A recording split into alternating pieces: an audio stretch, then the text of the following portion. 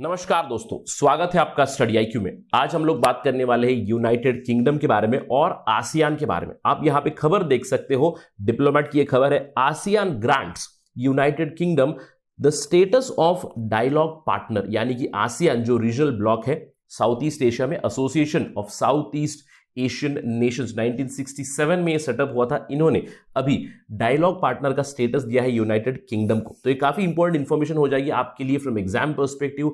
MCQs आ सकते हैं। Recently which country has become the dialogue partner of ASEAN? The answer would be United Kingdom. हम लोग जानेंगे ये डिसीजन क्यों आए, इसके ऊपर एक विश्लेषण करेंगे कि क्या यूके ने इस डायलॉग पार्टनर स्टेटस के लिए अप्लाई किया था या फिर आसियान ने डायरेक्टली दिया है। अगर यूके अभी डायलॉग पार्टनर बन रहा है तो ये क्या इंडिकेट कर सकता है और आगे चल के हम लोग किस तरह की डेवलपमेंट देख सकते हैं in this south East Asian region. Will talk about all these things in this particular lecture. चलिए शुरू करते हैं। मैं हूं आपका दोस्त राहुल सायगांवकर। आप मुझे इन आईडी से फॉलो कर सकते हैं। इसके अलावा अगर आप हमारे सब्सक्राइबर हैं, आप हमें सपोर्ट करना चाहते हैं, तो there is a new initiative from Study IQ. आप सिंपली ये ज्वाइन बटन क्लिक करके एक छोटी सी रकम देके आप हमें सपोर्ट कर सकते हैं। You can also explore the special thanks button. Do click on this and read about that. You can support our YouTube platform Study IQ.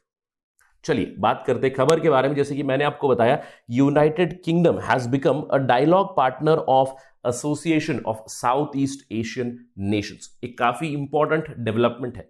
अब सवाल ये उठता है ये क्यों हुआ, इसके ऊपर हम लोग विश्लेषण करेंगे। लेकिन पहले जानते हैं डायलॉग पार्टनर्स कौन कौन है, आसियान क्या है। देखिए, आसियान एक रीजनल ऑर्गेनाइजेशन है जो 1967 में सेटअप हुआ था।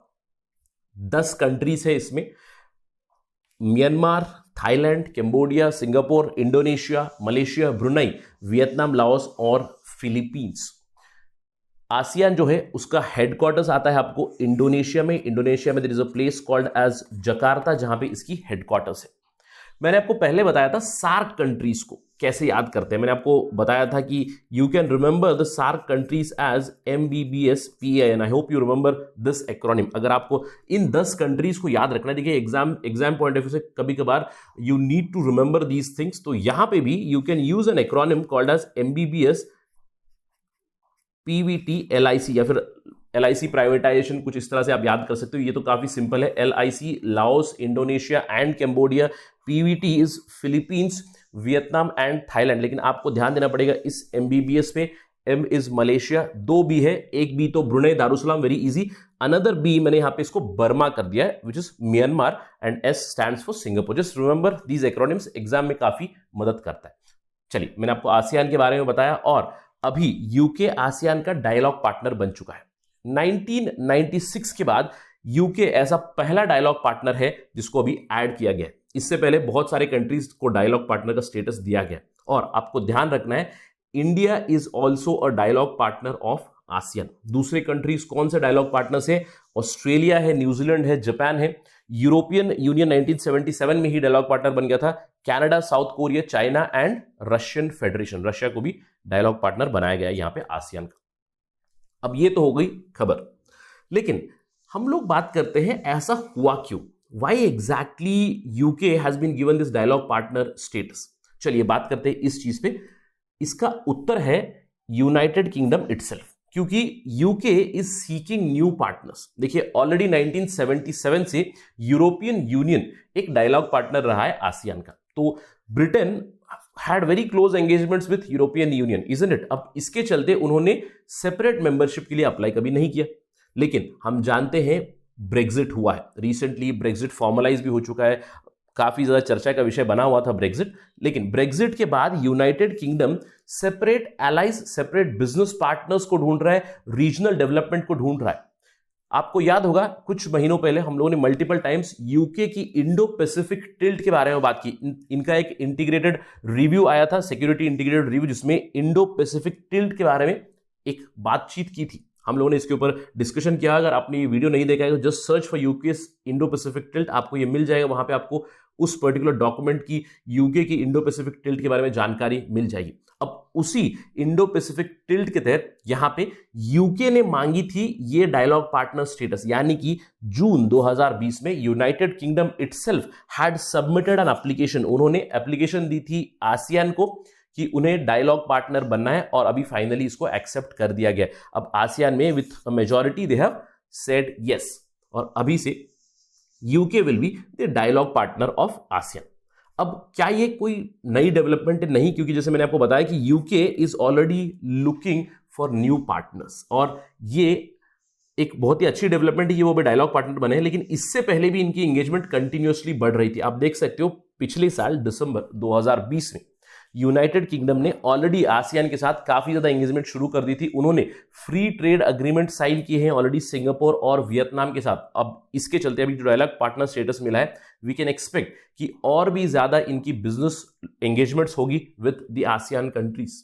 इसके अलावा we can also see their Indo Pacific tilt not just in ASEAN. इन्होंने आसियान के लिए तो अप्लाई किया ही था, लेकिन यूके से यह भी खबर आ रही थी इस साल की शुरुआत में कि वो अप्लाई करेंगे to the TPP, Trans Pacific Partnership. In fact इसका नाम है comprehensive and progressive Trans Pacific Partnership. आपको याद होगा ये 11 कंट्री का ब्लॉक है।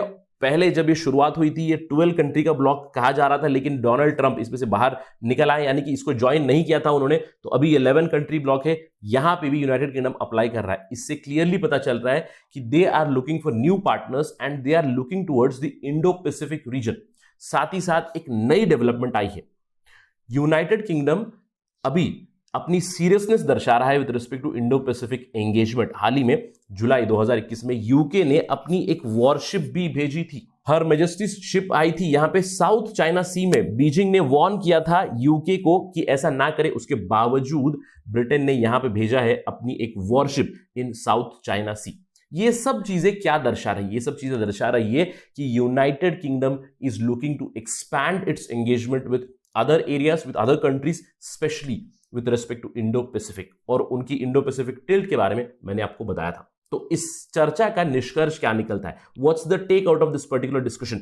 ये जो नई कंफर्मेशन आई है जहां पे UK has become a dialogue partner of ASEAN, it clearly shows that UK is looking east of Suez. ये हम क्यों कह रहे हैं? क्योंकि यूके का ट्रेडिशनल जो स्ट्रॉन्ग ग्राउंड रहा है वो सुएज कैनाल के आसपास, यानी कि नदर्न अफ्रीका और वेस्ट एशिया में रहा है, लेकिन वो अभी they are looking east of Suez, they are looking towards the Indian Ocean region, they are looking towards the Indo Pacific region. और यहां पे उन्हें काफी अच्छा रेस्पॉन्स भी मिला है, क्योंकि आसियान कंट्रीज ने उनकी एप्लीकेशन को एक्सेप्ट किया है। और हम लोग ये अंदेशा लगा सकते हैं कि आगे चल के London's push towards this ASEAN region, this eastward push, it is going to get more and more support. अगर इस पे कोई डेवलपमेंट आएगी तो we will continuously keep an eye on Study IQ. That is it right now from my side. Thank you for watching.